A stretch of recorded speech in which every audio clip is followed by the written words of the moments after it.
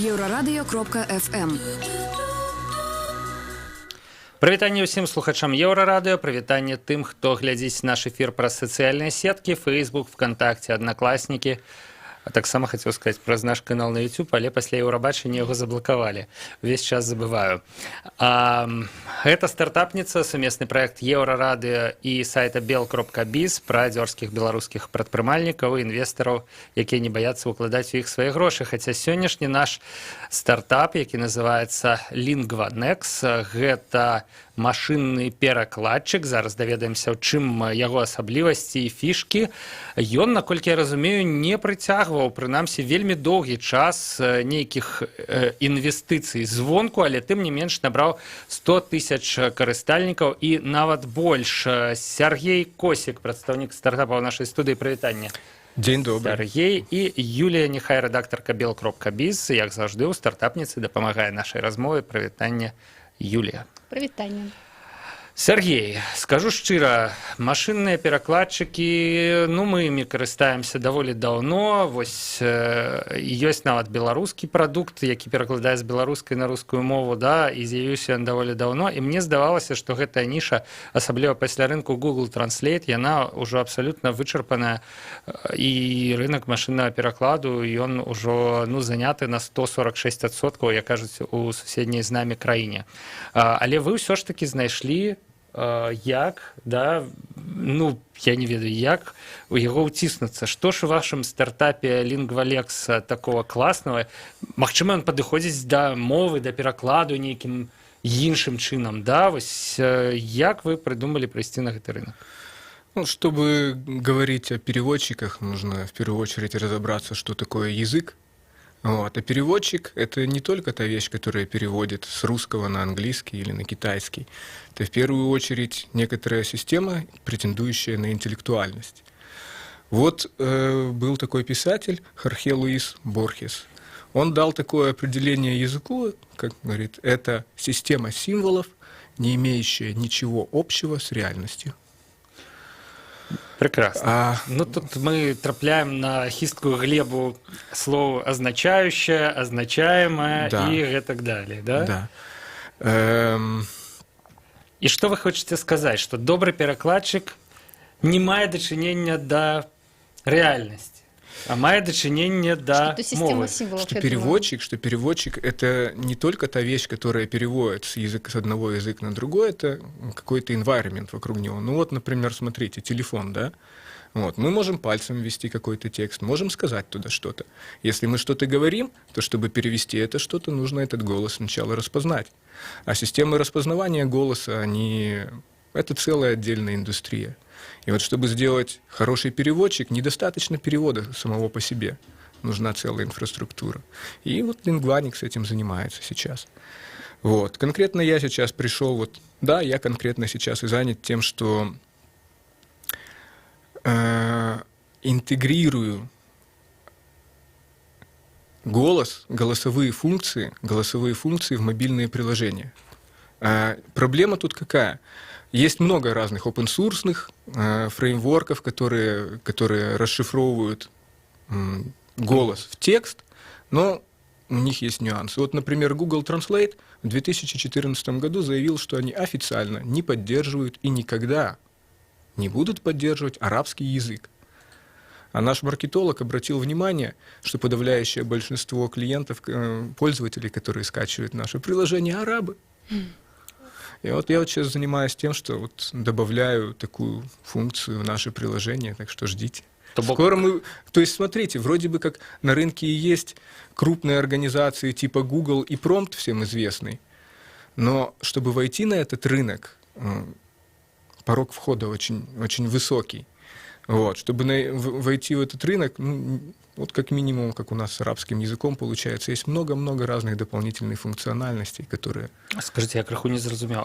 То бок, спачатку вы заўважылі, што арабскі свет, ён, пампуе ваш перакладчык, так? А мы уже потом заметили это. Так, а што было, вот, як вы дамагліся таго, што ён стаў папулярным у арабскім свеце? Вы рабілі нейкія прадукты адмыслова Мы для... вообще не занимались маркетингом. Мы О. занимались только продуктом. И на данный момент, если положить руку на сердце, мы не ищем особой публичности, мы работаем над качеством. Поэтому интервью про Lingvanix практически нету нигде. Я заўважыў. Вельмі складана... Ну, есть на сайце Билбиз. Да. Ёсць. Але вось, напрыклад, Сергея нейкім чынам нагугліць у звязку з Lingvanix'ам абсалютна немагчыма. Вось, таму ў мяне былі пытанні, ці ўвогуле існуе гэты чалавек, ці дакладна я напісаў ваше прозвішча, да? Магчыма, я недзе там памыліўся у пары літар. Наверное, имеет смысл раскрыть несколько секретов. Вот. Клас. Заўжды люблю, калі Комендант сказ такой. пачынаецца з такой фармулёўкі. Вось, ну на то мы тут и собрались. На самом деле, долгое время Lingvanix разрабатывал наш SEO. Вот. Я в проект пришел около месяца как назад. Вот. Наш SEO занялся им в 2014 году. До этого у него тоже были другие проекты, но вот как-то вот начал он работать официально над этим проектом в 2014 году. И поместил внизу простенького на тот момент еще однофункционального приложения баннерную рекламу из Гугла.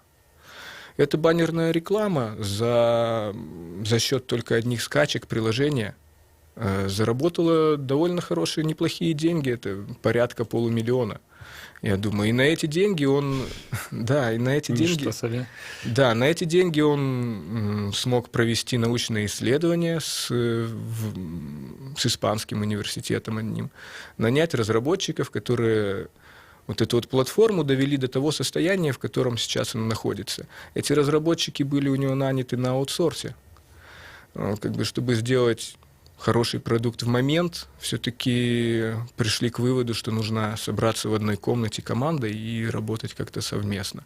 То просто пришел час. Вот, да, вот сейчас мы собираемся. Я вот один из первых людей, который пришел в эту команду. Кстати, с Алексеем мы познакомились на конференции венчурных капиталистов.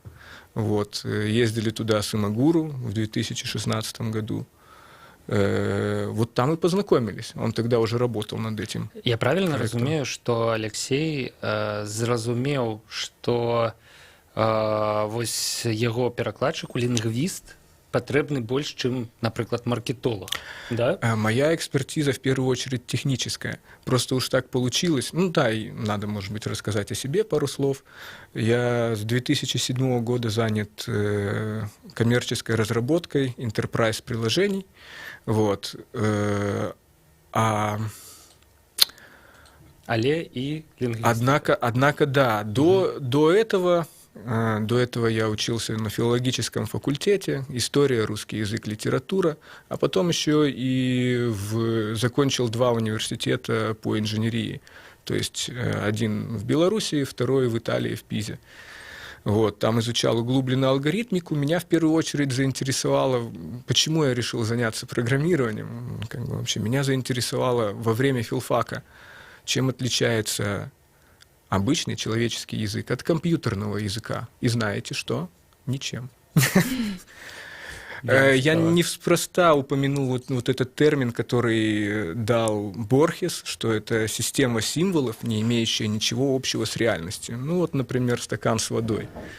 Его можно описывать много как, или стол, много как. И все равно не дать точное определение. Хотя классическая логика Георгия Гегеля, есть такой философ. Георг Вильгельм. Да, Гегель. Можно и Георгием его назвать, я думаю. Георгий, пусть он нас простит. Говорит, что любая вещь имеет всегда один ключевой, характеризующий ее принцип. Но вот, например, у чукчи, если мы говорим о языках, 50 терминов снега. Кажется, что это легенда, але я чуў такое, натурально. Да. 50 терминов. Ну, то есть... Брудны снег – одно слово, а снег, які ідзе з неба – іншае слово, а снег, які накрыў юрту – желтый снег. Яшчэ адно. Ну, желтый снег – это, конечно. Вот так 50 разоў. Натурально, потому что снег вакол іх паўсюль. в принципе, да. Да, и вот как-то заинтересовался и начал развиваться, ну, закончил, да, 2 университета, как бы основная моя все-таки экспертиза — это и, ну, профессиональное, то, чем я занят, это все-таки именно архитектурное программирование, ну, высоконагруженных систем, но как-то уж так сложилось, что изучал и язык. Все началось именно из-за языка. І как-то так от жизнь Мне, складывается, то, что сегодня я здесь. Вельмі не шмат знаёмых, якія б падчас навучання на філфаке займаліся, напрыклад, матэматыкай. Я нават акрамя вас знаю толькі аднаго чалавека такого. Вось. Але я даўным-даўно згубіў яго. Я думаю, што ён недзе сядзіць у якой-небудзь добрай фірме і піліць нейкія абсалютна унікальныя рашэнні, про якія мы хутчэй за ўсё неўзабаве даведаемся. Хотите, расскажу забавную историю, связанную с этим? Так. Я учился на 2-м курсе филфака, но как бы программированием я занимался со школы, с 7 класса. Ходил... Ну, а як вы трапили на филфак с таким бэкграундом? Это еще одна история. Давайте сначала эту. Ладно. И, в общем, была университетская олимпиада по программированию. Я студент филфака. Ну, думаю, а почему бы и не попробовать? Я же в школе этим занимался, и мне, ну, даже в университете и на филфаке были интересные программы. Вот. Тогда это было совершенно на другом уровне, и тем не менее я пошел на эту олимпиаду. И выяснилось так, что занял 2-е место. И вот... Вот там были всякие ФП. Да, там все были, ну, как бы серьезный физмат, и вот... И вот спустя неделю на пару по английскому языку, это было, да, именно пара по английскому языку, приходит декан физико-математического факультета со своим заместителем, с грамотой, и говорит: Сергей Косик награждается там грамотой. А где Косик? А его нету. А где он? Ну, он сочкует. Выяснилось, что сочкует, но был такой момент, грамоту отдали. Вот это, конечно, попадало. Грамоту отдали одногруппникам. Можно, у меня тоже есть вопрос, возвращаясь к разговору о лингвистике, о символах и прочее. Учитывая, что ты вот по первому образованию филолог, вот расскажи, пожалуйста, какие-то интересные такие инсайты вообще. Насколько вот хорошо ваш переводчик справляется с специфической лексикой, и вот можно ли обучить нейросеть понимать контекст для того, чтобы вот он понимал мемы, например, мог переводить какие-то фразеологизмы, жаргонную лексику? Да, ответ да, можно. Второй момент, на данный момент с этим никто никак не справляется. И как это сделать, отвечаю, это уже длинный ответ. У нас есть 2 хвилины до перапынка на выпуск новинок. Ну, давайте, в принципе... в 2 минуты, да, я думаю, в формате радиопередачи. Такі. Почти. Скажи на питання про переклад мемов за 2 хвилины. Да. У нас есть 2 подхода. Вообще можно разделить автономный искусственный интеллект на сильный и слабый. Сильный автономный, точнее слабый автономный интеллект, это который решает ряд каких-то технических задач, с которыми справляется человек. Просто набор. Это обычное программирование, которое сейчас 99% рынка. Вот. Сильный искусственный интеллект — это программа, которая претендует на то, что мыслит как человек. И как проверить, создали мы искусственный интеллект или нет? Есть для этого такая штука, называется тест Тьюринга. По каналу зашифрованной, ну в чем суть теста Тьюринга? По каналу зашифрованной связи передаются сигналы человеческие, и мы общаемся с человеком и с машиной, электронно-вычислительным устройством. Я настаиваю, это очень важный такой термин, электронно-вычислительное устройство. И если в процессе общения по этому каналу мы не можем отличить, кто с кем общались, с человеком или с машиной, то считаем, что искусственный интеллект создан. На жаль, я мушу вас перервать, Сергей. Праз 2 хвилины пасля выпуска навінаў мы вернемся ў студыю Еўрарадыё. Вайна вайной, а навіны па раскладзе. Гэта стартапніца, мы размаўляем пра стартап Lingvanex і пачуемся літаральна праз 2 хвіліны.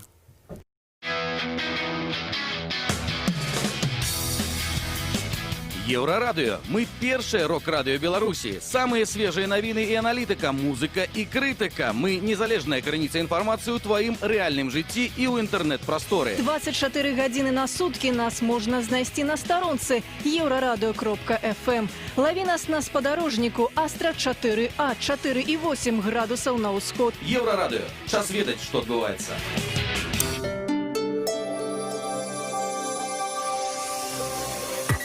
Еўрарадыё. Навіны – наша справа. Вітаю, каротка пра асноўныя падзеі. Прэм'ер-міністр Беларусі Сергей Румас заявіў 24 траўня на пачатку сустрэчы са сваім расійскім калегам Дмітрыем Медведзевым, што пазіцыі Мінска і Масквы ў пытанні інтэграцыі сыходзяцца на 70%. І сёння хацелася б на пакінутых 30 зразумець, у чым нас адрозненні і якія развязкі. Заявіў беларускі прэм'ер. Кіраўнік расійскага ўрада пагадзіўся з абсалютна правільным падыходам беларускага калегі і прапанаваў перайсці да абмеркавання. У Беларусі завялі 15 крымінальных спраў за безгаспадарчасць пасля таго, як у сакавіку Лукашенка скрытыкаваў утрыманне жывёлаў у аграхолдынгу Купалаўская. Камітэт дзяржкантролю зладзіў масіўную праверку. Кіраўнік камітэта дзяржкантролю Леонід Анфімаў распавёў, што на правераных аб'ектах знайшлі аж на 2500 парушэнняў. Аператыўна ліквідавалі больш за 77% з іх. Да дысцыплінарнай адказнасці прыцягнулі 86 кіраўнікоў і спецыялістаў, да адміністрацыйнай 196, да крымінальнай 15. Старшыня Цэнтрвыбаркама Беларусі Лідія Ярмошына выступае за скасаванне сельскіх і пасялковых саветаў, якія, на яе думку, з'яўляюцца чыста дэкаратыўнымі органамі і не маюць па факце амаль ніякіх паўнамоцтваў. Прапануе заменить их кіраўнікамі мясцовых и сельских организаций. Давайте посмотрим, как оно пойдет. Если это хорошо сработает на этом уровне, может быть, потом перейдем и на уровень района, на уровень города, и у нас будут действительно избираемые мэры городов. Почему бы и нет? И это действительно будет реальная, подотчетная местному населению власть. Сказала Ярмошина.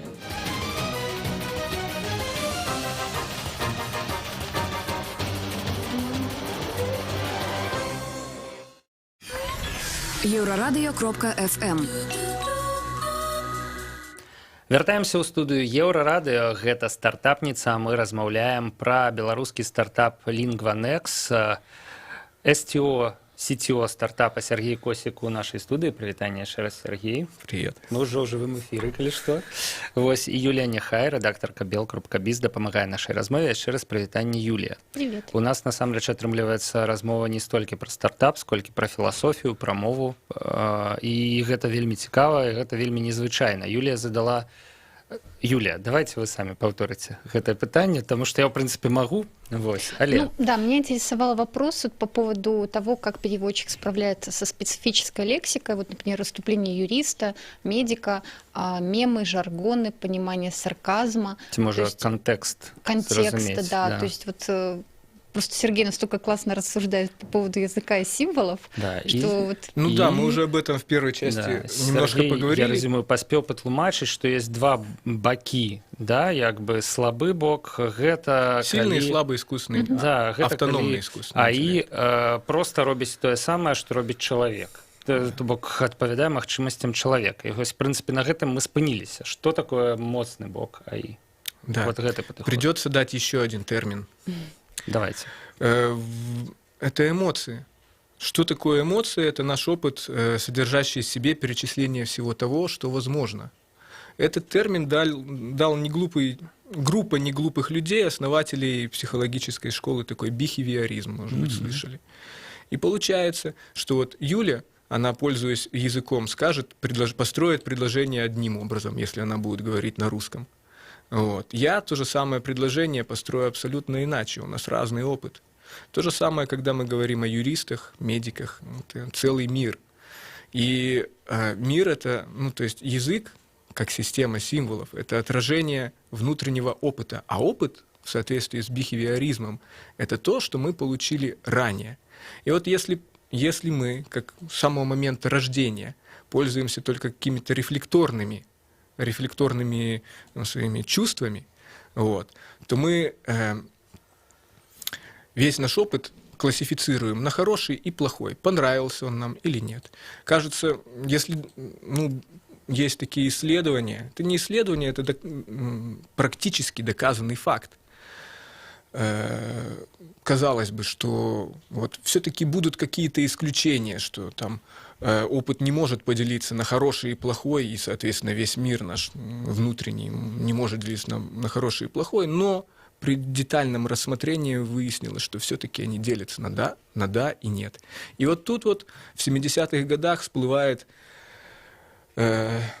заново возрождается, я бы сказал, такая наука, как высшая арифметика или теория чисел, как модно ее сейчас называть, но это высшая арифметика. И Это про мнимые числа, да? Это про мнимые числа? Про натуральные числа, про числа 1 и 0. Это то, чем занимается классический микропроцессор, который, кстати говоря, первый процессор появился в 1972 году. Надеюсь, правильно сказал. В 1972 году. И микропроцессоры — это про да и нет. Это, как бы, если мы не говорим про квантовые микропроцессоры, мы сейчас говорим про классические. А квантово это еще может быть? Да. 4 состояния. Ну ладно. Мы говорим про да и нет. А раз уж мы говорим, вот это вот численные методы, они очень хорошо ложатся на теорию бихевиоризма. И, соответственно, классические микропроцессоры, они решают ряд задач. У вас на столе стоит ноутбук, вы можете кино посмотреть, можете там почитать. Не зараз. Да, к сожалению или к радости. И как вы обучаете свою нейросеть понимать? Сейчас. Да. Все-таки делится на да и нет. 2 хвилини не атрымалася, все ж таки треба было хвилину 10 давать на это питание. Раз уже не делится на да и нет, я рассказывал про ноутбуки, да, сейчас, про микропроцессоры. И эти микропроцессоры, они псевдомногозадачны, то есть решают внутри микропроцессора, если посмотреть опять же на устройство микропроцессора, есть набор порядка 3000 инструкций. Но когда мы говорим о автономном искусственном интеллекте, вот весь этот набор микропроцессорный из 3000 команд процессорных, он не нужен. То есть можно, во-первых, оптимизировать эти численные методы, выпуская специальные чипы. И вот у нас к нам сейчас пришли, кстати, это секрет, пришли товарищи, которые заинтересованы в коробочной версии переводчика для своих коммерческих целей. Вот. А чтобы сделать быстрый переводчик, конечно,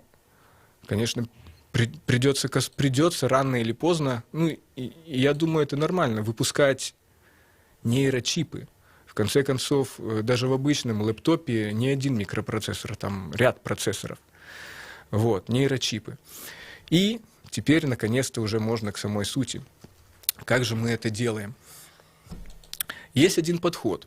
Вот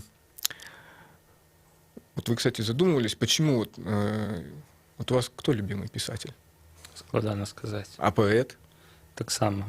Кто-то любит Маяковского, кто-то Цветаева, к примеру. Да? Можно спиниться на Маяковского. А кто-то считает, что Солженицын негодяй, вот не нравится. Кто-то там. Разные люди бывают, разные мнения. Кому-то нравится, кому-то не нравится.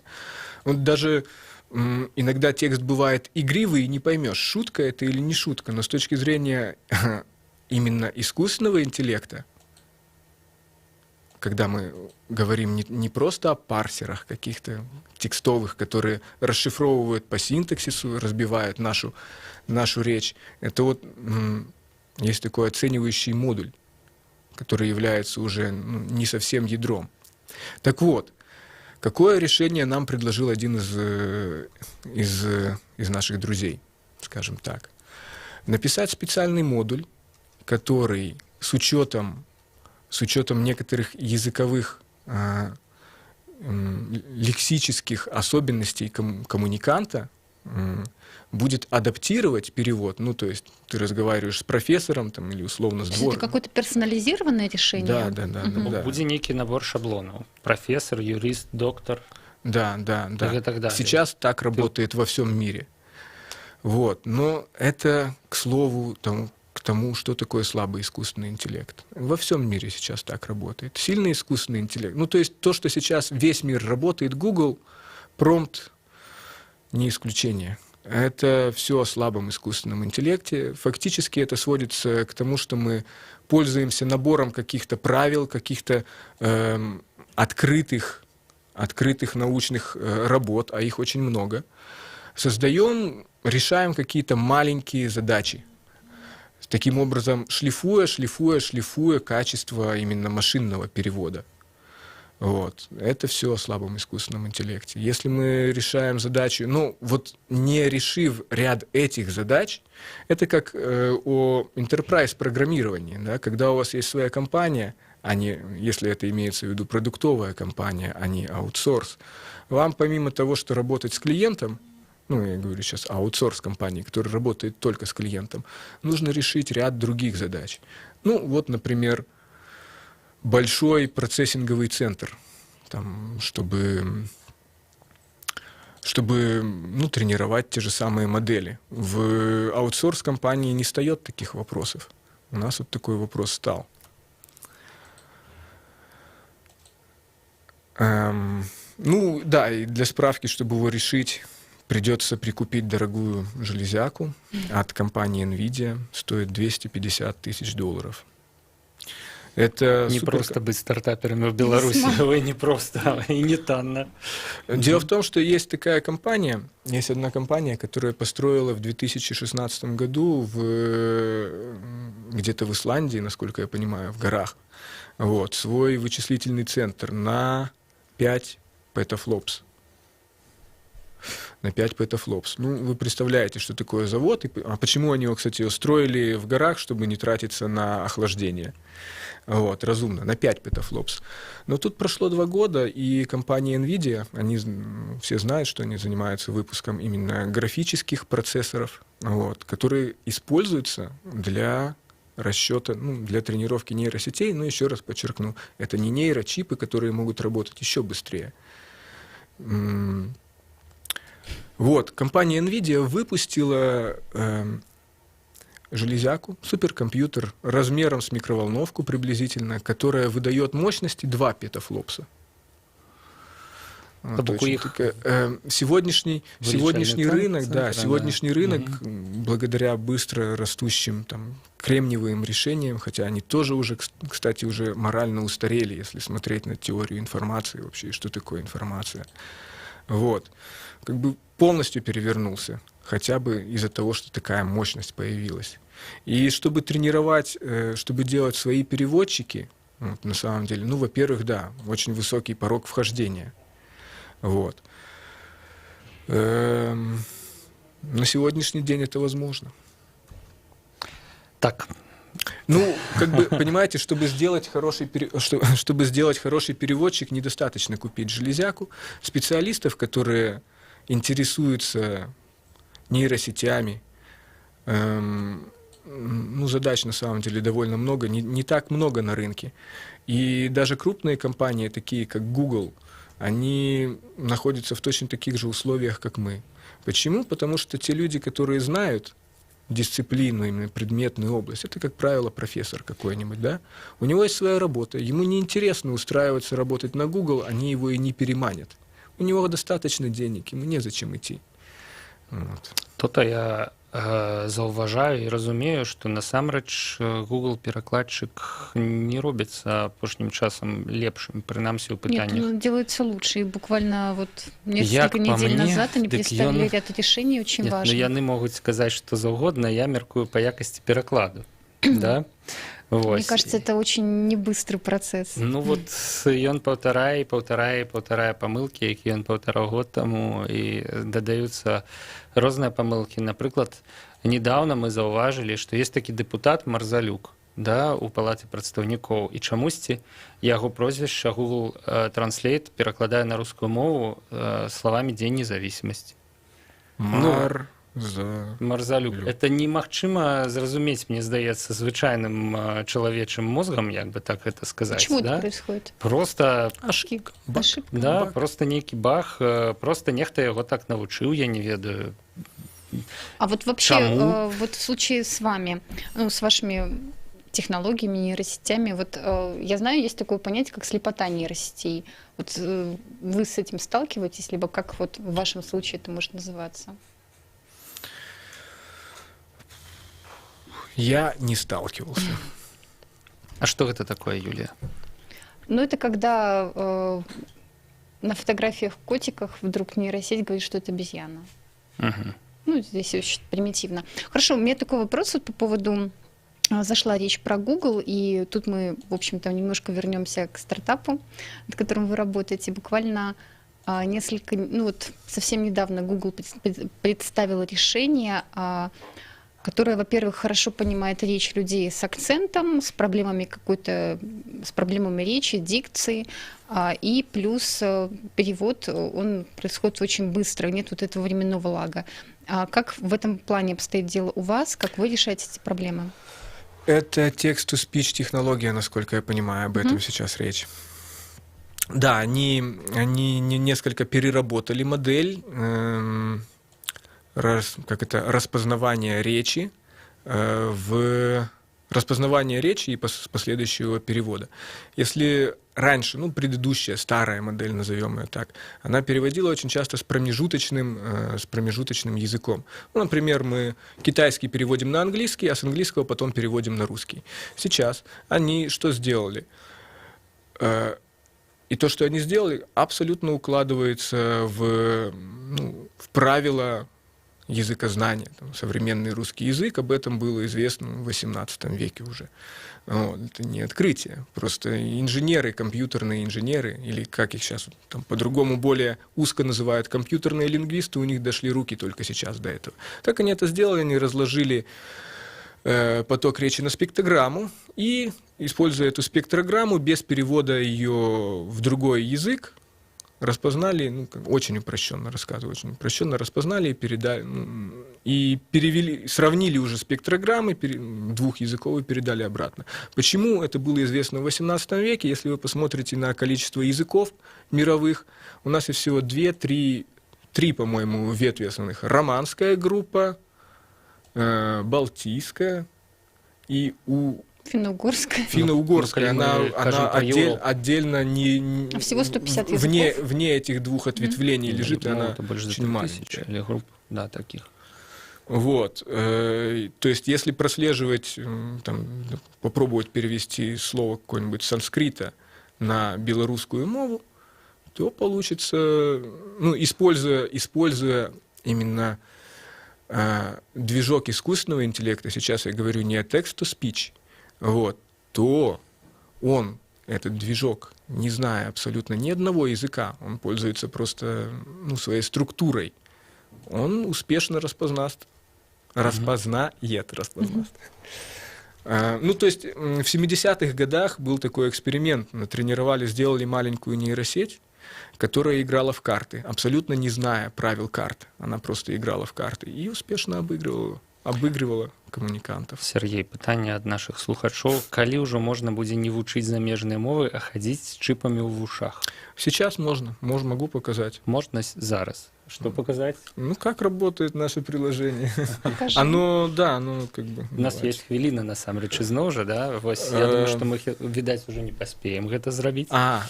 Давайте после этого я могу позвонить вам, скажу что-нибудь. Ведаеце, з чым я вот сутыкнуўся ў гэтым эфіры? Настолькі бяздонная апынулася гэтая тэма, і настолькі складаны гэты стык гуманітарнага і тэхнічнага, да, гуманітарных і тэхнічных ведаў, што нам, натуральна, не хапіла часу, не хапіла праграмы, потому что зараз нам ужо, на жаль, час згортвацца. Реклама или еще успеем? Давайте проверим.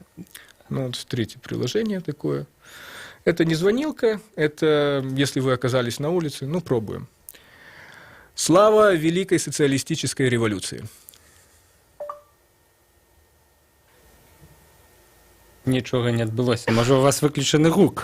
Да, наверное. Сябры. Да, звук выключен. Я думаю, што ўсё адбываецца нармальна. Як заўжды, абяцаю вам сустрэчу з нашым госцем ці з іншымі прадстаўнікамі Lingvanex калі-небудзь пасля, каб падсачыць гэтую штуку ў развіцці. А зараз мы заканчиваем стартапніцу. Да пабачэння.